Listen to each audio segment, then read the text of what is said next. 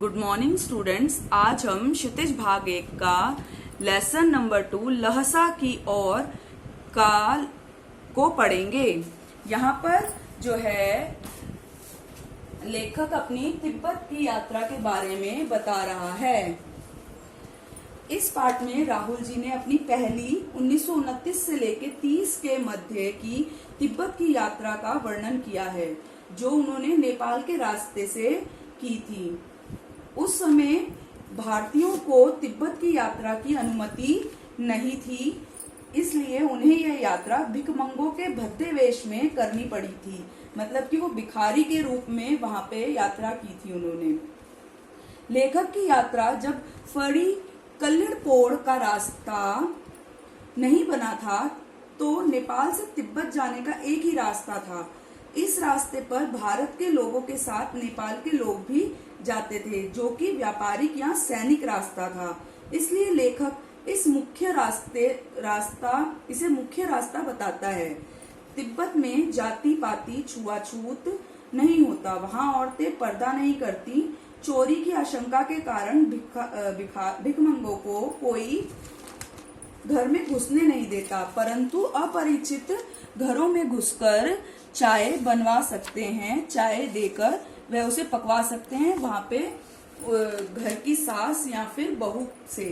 चीनी किले से जब वह चले तो एक व्यक्ति को 2 चिटे राहदारी देकर थोडल मतलब तिब्बती सीमा का एक स्थान। थोडल मतलब तिब्बती सीमा का एक स्थान।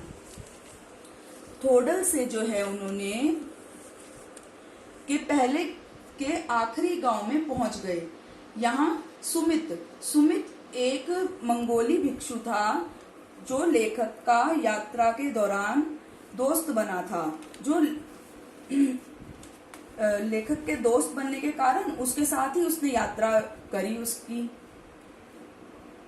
तथा भिखारी होने के कारण रहने की अब क्या था उसकी पहचान। जो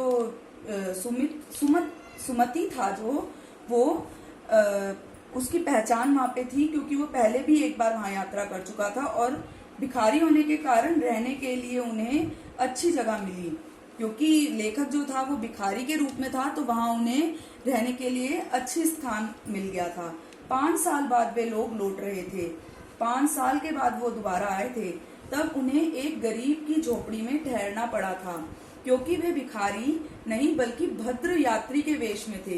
तब उन्होंने किसी और तरह का वेश बनाकर वहां पे उन्होंने यात्रा की थी। अगले दिन राहुल जी और सुमति जी ने को एक विकट डांड मतलब ऊंची जमीन, डांड मतलब ऊंची जमीन को पार करना था। यह सबसे खतरनाक था। 16-17 हजार ऊंची होने के कारण वहां जो है 16 या 17 फीट ऊंची होने के कारण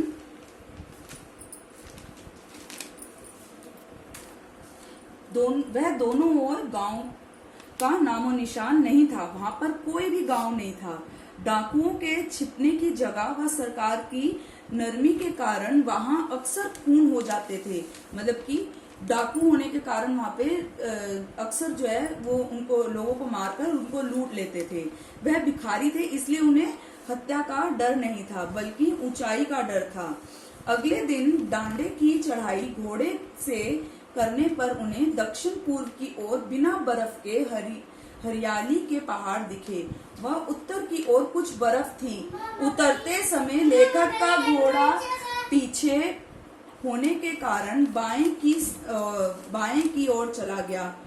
1.5 मील आगे चला गया बाएं तरफ जो है वो घोड़ा 1.5 मील आगे चला गया। बाद में पता चला कि रास्ता तो दाहिने की तरफ था। मतलब कि वो जो घोड़ा था लेखक को गलत रास्ते पर ले गया, जिससे लेखक को देर हो गई तथा सुमति जो है वो नाराज हो गया। वह जल्दी ही सब ठीक हो गया। वह लड़कोर में अच्छी जगह पर ठहरे। वहां एक जगह मिली उन्हें लड़कोर, जहां वो अच्छी जगह पे ठहरे।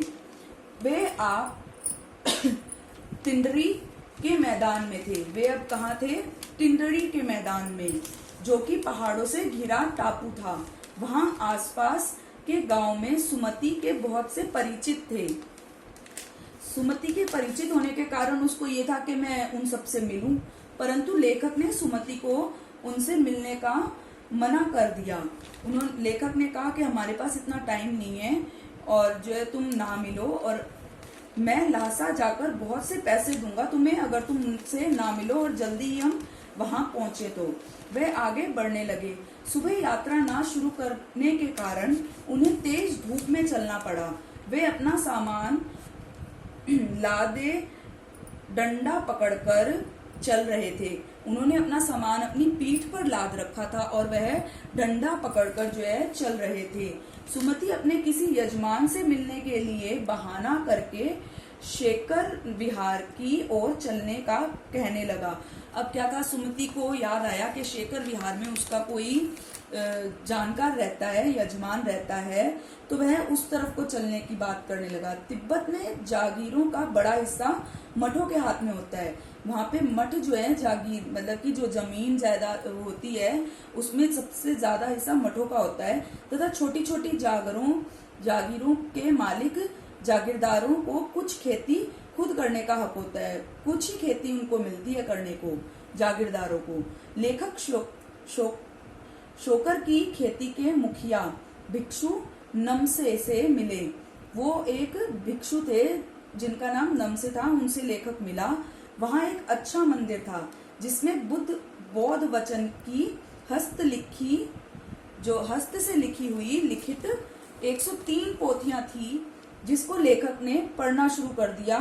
वह सुमित अपने यजमानों से मिलने चला गया। अब क्या था, लेखक तो वो पोथियां पढ़ने लगा और सुमति जो है वो अपने यजमानों से मिलने चला गया, और वह वहां से दोपहर में तिड़री की ओर चले गए। अब उसके बाद क्या हुआ, दोपहर हो गई थी, सुमति आया और वह दोनों जो है तिड़री की तरफ चले गए, और इसी के साथ उनकी यात्रा समाप्त हो गई। अब आप इस लेसन की मैंने पीडीएफ भेजी है, आप उसको अच्छे से रीड करो और समझो, और शब्दार्थ कॉपी पे नोट डाउन करो। धन्यवाद।